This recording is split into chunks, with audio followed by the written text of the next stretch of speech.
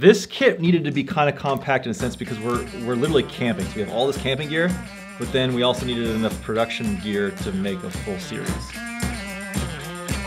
In today's video, we're going to be talking about what we brought in our camera bag to shoot heading north, which is the complete opposite pretty much for what we brought for MAUZY, which was everything. And for heading north, we brought 3 lenses and a very minimal kit. Yeah, and if you're new to this channel, we make multi-part series or big films, and then we'll do behind the scenes DVD extras. This video is an example of that, showing sort of how we made the videos. And in this case, we're going through all of our camera gear on how we made our Heading North 5-part helicopter travel series. Our trips are always sort of video centric because we're making series, but we're also shooting a lot of photos because we're photographers and we like to shoot photos. Yeah. So each camera, while one is more geared towards photos and one's more geared towards video, they can pinch hit if need be. Our main camera for everything that we shoot video-wise is the Sony a7S III. Works great in low light. Yep. Great video shooter. It's our favorite camera for shooting video. Definitely. The image stabilization in particular is fantastic for the helicopter. Unless that was from me. I'm responsible. Yeah, you can I thank don't me. think it was from you. It was from me. Sony Camera Camp before the a7S III was. Our second shooter is the Sony a7 IV, which is a new addition to our kit. So in this case, it was our photo camera, but it also shoots just as good video because it does 422 10-bit color, it does 60 frames per second at 4K, so it's really the perfect second body for video. And it matches the a7S III very well. Perfectly. A7 IV and the a7S III, killer combo. Okay, so we also bring 2 mics. Our trusty Rode Video Micro. Like we started with that mic. That was the first mic we bought. It's the same mic. It's the same mic. We've gone through like 5 shock mounts. It's tried and true, man. It doesn't require charging. It doesn't require a battery. But alongside that, we also brought the Deity D4 Duo. You guys know we love this as our second backup mic. Just in case we need to use lapels, that kind of gives us 2 channels to be able to do so. Yep. We did bring the lapels on this trip, the Rode Wireless Go 2s and the Deity W Lab Pro Labs. I used them on one airport tour. That's right, we did use them on one airport tour. Alongside of that, we brought all of the batteries, every single battery, charged fully. I think we had like 8 batteries. 8 Z batteries. Because we were gonna be going off grid, we did have a battery charger, but we just didn't want to have to rely on that just in case, so we just brought 8 batteries and a couple of chargers. Cards, what cards did we use? We used the ProGrade 256 V90 cards, along with Sony Tough cards. Every card we had, we brought. Okay, lenses. Let's talk about lenses because we really pared down for this trip. I think this is going to be my go-to for these series where we have to bring smaller kits. This is what they're waiting for. This is the title of the video. Trifecta. The trifecta. We brought the Sony 12-24 f2.8, the Sony 24-70 f2.8, and the Sony 70-200 f2.8 Mark II. And this might be helpful too, like if you don't own a lot of lenses and you're like wondering what to buy, what's the most bang for your buck? These are the 3 lenses we are probably gonna take on a very similar trip where we have to really make space a consideration. The Sony 12-24 f2.8, a new addition to our kit as well over the last couple of months. Fantastic in the helicopter. Fantastic because it is so wide that once you have stabilization on and that crops in a little tiny bit, it's still wide enough to capture everything we need. Yes. Very, very good lens. The only downside is that there's no filter threads on the front because the element is so massive. You can put drop-in filters behind the rear element. We haven't messed with that. We just stop it down. You're not gonna try to get shallow depth of field with it because it's so wide inherently. So if you're shooting a narrow aperture with 12 millimeters, it doesn't matter. And we shoot S-Log3, which usually gives you a minimum ISO. And when in the olden days, back in my day, we were shooting with the a7S II, our minimum ISO was 1600, which is a high ISO for broad daylight. Yeah. And that was always the issues. We always had to have an ND on. But here we can drop the ISO down to even 100 on the a7S III with S-Log3, and then shoot, f11, and usually we'll be able to still keep our shutter speed, at a shutter angle of 180 in broad daylight. The next lens we brought was a Sony 24-70 f2.8. It's the perfect kind of mid-range lens if you want to get that shallow depth of field for like a talking head or for photography. It has like a nice throw on it. It's a really good versatile walk-around lens for photography. Super sharp and super fast, and you can vlog at 24 millimeters at f2.8 if you want to. We also brought ND filters for that lens. I think it's 82 millimeter mount. Again, if you want to shoot a wider aperture, take advantage of that depth of field, then in broad daylight, you will need an ND filter if you want to, keep your shutter speed low enough so it looks fine on video. And the third and last lens we brought was also a new addition to our kit, the Sony 70-200 f2.8 Mark II. I have to say this is quickly becoming one of my favorite lenses. We're actually using it right now.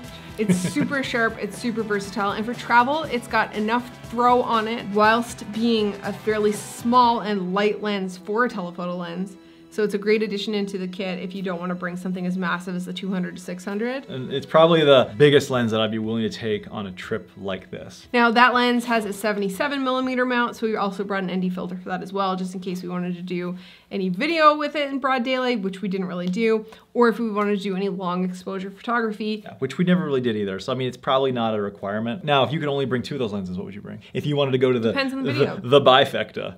If we were doing a helicopter video, I would go 12 to 24, 24 to 70. If we were doing more of a travel video where we were shooting photos, I'd go 24 to 70 and 7200. Oh, interesting. Okay, so slightly different applications, knowing that the helicopter is a very compact space. For the photo video camera kit, we just used one bag. We used the Peter McKinnon Everyday Camera Bag, my favorite. It's like a perfect all-around camera bag, 2 slots on the side, water bottle and tripod, fits all the gear.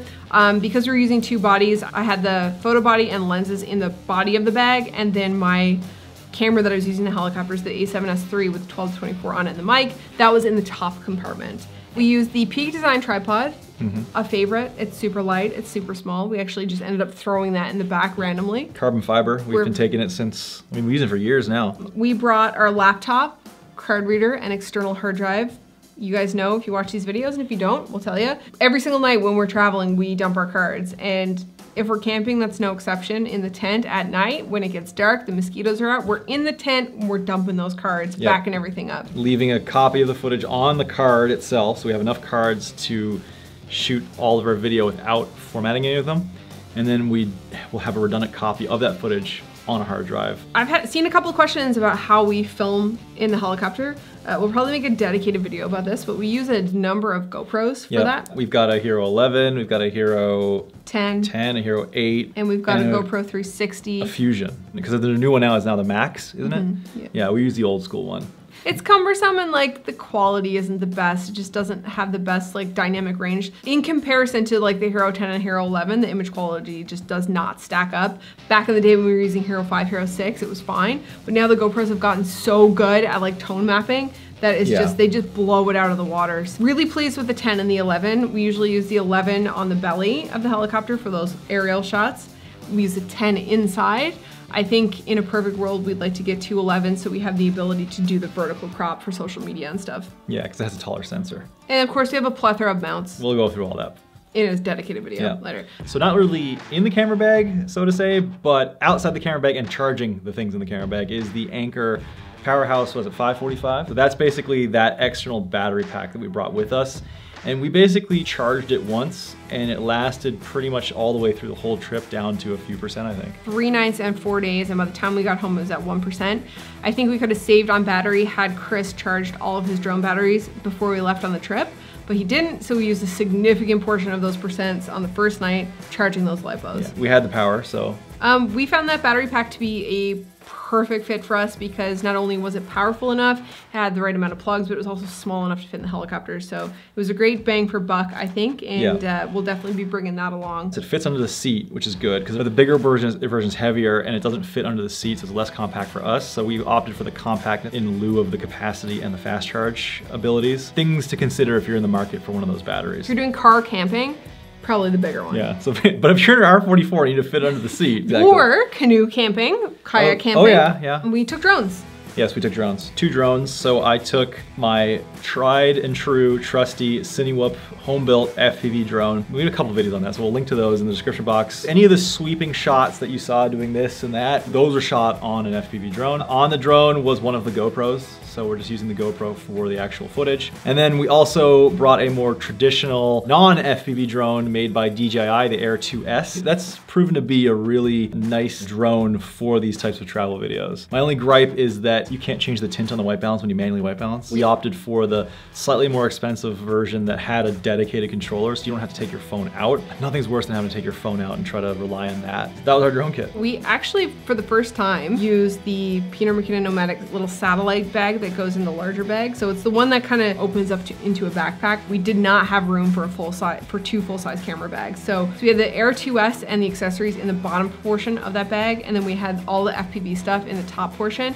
And all those LiPo batteries are in like a fireproof bag. It's a bit more finicky, but I just love the look of a flowing FPV shot. For me, I like how it takes, in my opinion, takes our videos to the next level. It really kind of helps give a sense of place and where we are, because you're seeing it in such a dynamic manner. You know, a single 10-second clip can really give you the whole idea, a layout of not just the island, but the campsite, where the helicopter is, where the tent is. I just love flying cameras. Oh, you love flying anything, really. Yeah, that's true. That's our stripped down kit for this trip. It worked really well. I think going forward, if we're gonna do another series, which I think we will, I think we'd like to make this a yearly thing. So we'll leave all a link to all of the helicopter series we've done, including heading north, and before that heading east, and before that cold island. I think it worked out really well.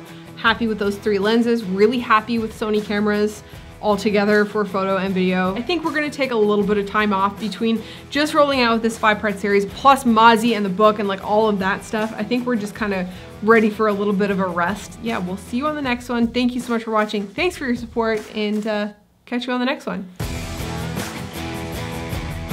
Oh my God, speaking of national anthems, we just sang the American one and the Canadian one, and welcome to what is in our camera bag, heading north edition, where we flew from America to Canada and triggered a bunch of people with our title. That is a very succinct overview. Okay, let's get to this. We got a lot of gear. Let's go through this fast. We actually don't have a lot of gear. This was probably the least amount of gear that we've ever brought on a trip. Yeah, but YouTube, short attention spans. Okay, let's go.